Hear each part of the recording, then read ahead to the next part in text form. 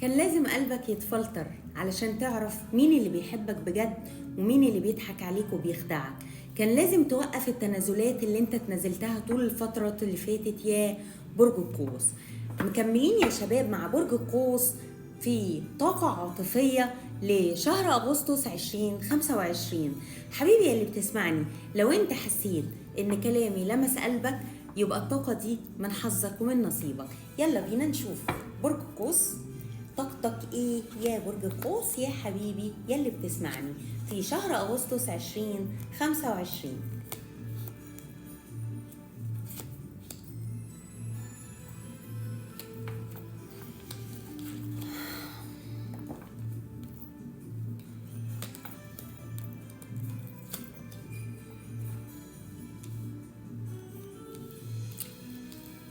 انت متسرع ليه على طول يا برج القوس؟ يعني مش عارفة، يعني في كلام قلته كده او كلام اتقال انت عمال تفكر فيه، مش عارف تنساه ومش عارف تمسحه من ذاكرتك. خلاص الكلام ده لازق هنا ومش عايز يخرج، ماسك في الكلام ده وماسك في حبيبك ومش عايز تسيبه، عمال محتار وعمال تفكر في حاجات مادية. الطاقة المادية طاغية على طاقتك جامد جدا. ساعات تقول ان اللي حصل ده حاجة تافهة جدا، كانت حاجة تافهة جدا ما تستاهلش كل ده.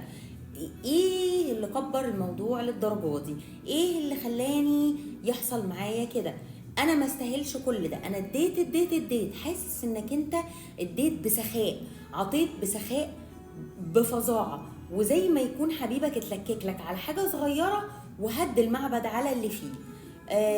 بتحلم بكوابيس من كتر ما انت خلاص مش عارف تستوعب اللي حصل ومش قادر تصدقه، من كتر ما بتفكر فيه ما انتاش قادر تتواصل او تكمل. خايف على قلبك جدا، وخايف من اللي جاي، خايف من اللي واخد موقف دفاعي، مش عارف انت هتعمل ايه المرحلة اللي جاية يا برج القوس. يلا بينا نشوف نصيحة من الملائكة لبرج القوس ايه. بيقولوا لك لو انت مش مؤمن بنفسك مفيش حد هيكون مؤمن بيك، لازم تكون مؤمن بنفسك وعندك ثقة في نفسك اكتر من كده يا برج القوس. وبيقولوا لك كمان خلي عندك صبر، طلع القلق ده من دماغك وبطل تفكر تفكير ناري، ولازم تؤمن بنفسك وبالقدر وبالأيام الحلوة اللي جاية. وبيقولوا لك كمان خلي عندك سلام داخلي، آمن بسلامك الداخلي وحاول انك انت تعيش اوقات من السلام الداخلي، تفكر في نفسك اكتر وتعيش السلام الداخلي يا برج القوس. يلا بينا ناخد رسالة من حبيبك قبل ما نشوف طاقته. بيقولك ان هو لما عرف الحقيقة او لما اكتشف حاجة عنك الموضوع ده دمره، الموضوع ده خلاه مش عارف بيعمل ايه. بيقولك ان هو نفسه يحس نفس الاحساس ده تاني يا برج القوس. وبيقولك كمان ان هو بيندم ان هو كذب عليه.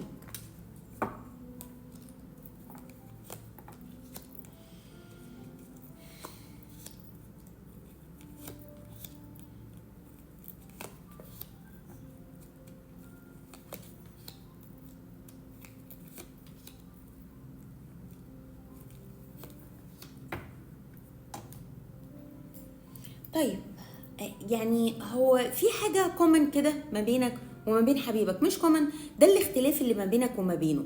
انت متهور، بتتكلم بسرعة، بتبوظ الامور بسرعة، بتقول حاجات بتندم عليها وقت ما بتهدى، وهو بيبقى فاتح قلبه وبيقول كلام حب كبير وبعدين بيقول يا ريتني ما كنت قلت كل الكلام ده وترد عليا بالطريقة دي. حصل ولا ما حصلش يا برج القوس؟ حبيبك بس كل اللي طالبه العدل ان هو يحصل في العلاقة دي. نفسه حاجة قدرية، حاجة عادلة، حاجة كده تحصل تغير الموازين وتغير الدنيا باللي فيها. طالع لك برضو طاقة برج الميزان في الطاقة بتاعتك. حاسس ان هو دلوقتي اتعلم في العلاقة دي دروس كتير، وحاسس كده بطاقة الحمد لله، الحمد لله ان احنا وصلنا لكده، الحمد لله على الوضع اللي احنا واصلين له دلوقتي، الحمد لله اني عرفت حاجات كتير اتكشفت لي الفترة اللي فاتت. عنده شغف عالي جدا عليه وبيحاول ان هو ياخد هدنة علشان يبدأ معاك من اول وجديد، بس للأسف انت قاعد متحفز وقاعد واخد موقف دفاعي. صح يا برج القوس؟ ولا لا؟ قولوا لي يا شباب. نشوف طبيعة العلاقة دي ايه. اكتبوا لي في الكومنتات وقولوا لي. انا بتفرج، انا بسمع وبشوف، يعني عايزة اقول لكم الموضوع سهل. بيقول لك ان في حد فيكم غدر بالتاني وحس ان هو خد طعنه في ظهره، وفي الغالب انت يا برج القوس. هل انت اكتشفت حاجه حسستك فعلا ان انت اتطعنت في ظهرك من حبيبك ده؟ حسيت كده انك انت اتغدر بيك؟ حسيت بغدر؟ حبيبك ده غدر بيك؟ كمان الكروت بتقول لك not today. بيقولوا لك ان في في حدود كتير محتاج انك انت تتخطاها قبل ما تتعامل مع الموقف ده. ما تاخدش خطوة وانت لسه يعني قلبك بيوجعك. وبيقول لك ان في مفتاح جاي لك. بيقول لك many options unconventional one night stand string along. اوكي، key honoring. وبيقول لك ان في رخاء مادي ووفرة مادية جاية في شهر أغسطس إن شاء الله يا برج القوس. في وفرة مادية إن شاء الله بتحصل معاك، في حاجة بتعملها مادية بتسبب لك وفرة في العمل بتاعك أو في المجال العملي بتاعك يا برج القوس. يلا بينا نكمل. طاقتك ايه؟ مشاعرك ايه؟ يلا بينا نشوف الورق هيحكي لنا ايه عن العلاقة دي. انت دلوقتي يا برج القوس يا حبيبي يلي بتسمعني، بتبدأ بزنس جديد او بتبدأ حاجة جديدة بغض النظر عن الموضوع ده.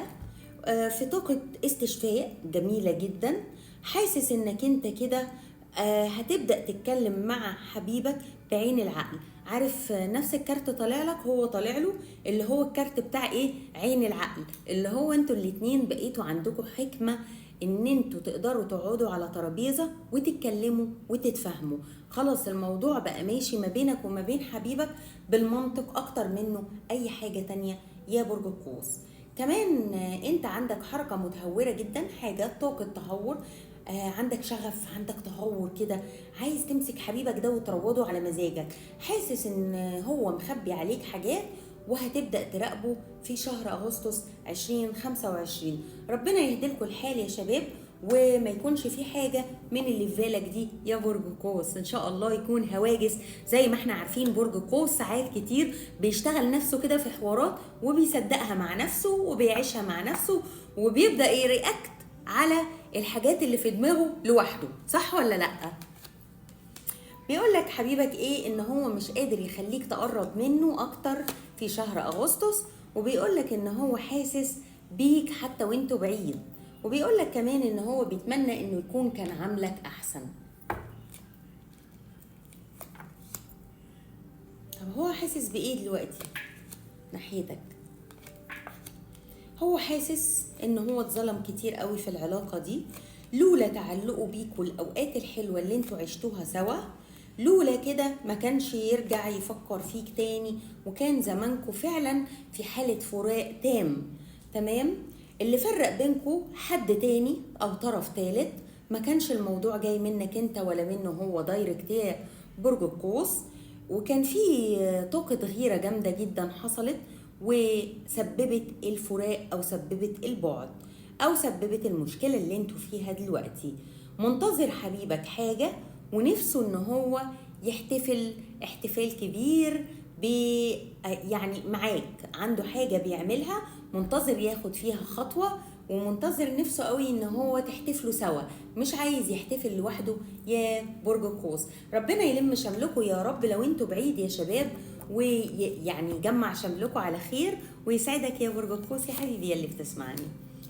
بيقول لك ان المعجزات لسه موجودة، تقدر تحقق المعجزات يا برج القوس. وبيقول لك الصبر، استعين على الصبر علشان خاطر الصبر مهم جدا.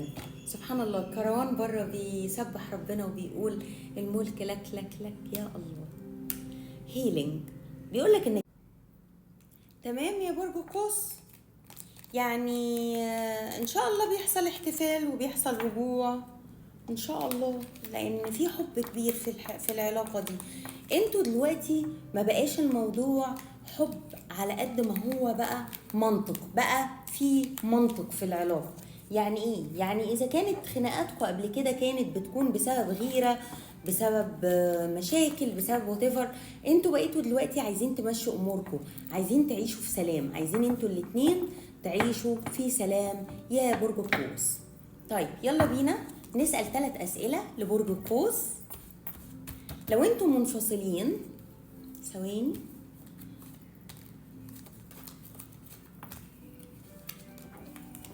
لو انتم منفصلين يا برج القوس، هل في رجوع في شهر أغسطس 2025 ولا لأ؟ يلا بينا.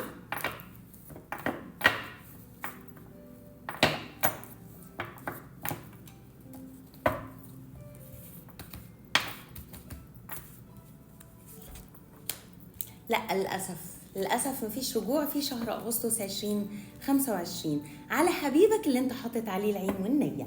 طيب هل لو انت سنجل يا برج القوس، هل هتقابل حد جديد في شهر أغسطس 2025 ولا لأ؟ ان شاء الله بتقابل حد جديد، وبتسعى انك انت او بتتعرف عليه في ان انت بتاخد رأيه في حاجة، زي عايزه يرشدك، عايزه يقولك على حاجة. يعني هي اكتر طاقة بتاعت تعليمية يعني شوية، او ممكن يكون حد بيعلمك حاجة جديدة فانت بتتعلق بيه، الله اعلم. ربنا يسعدك يا برج القوس. يلا بينا نسأل على اي سؤال حطه في عقلك وبالك ونشوف اجابته ولا لا. ايوه ان شاء الله يحصل يا برج القوس في شهر اغسطس 2025. شكرا يا شباب، ويا رب يكون اي حد تنطبق عليه القراءه دي يكتب لي في الكومنتات قصته وحكايته. شكرا حبايب قلبي، ونورتوني يا شباب.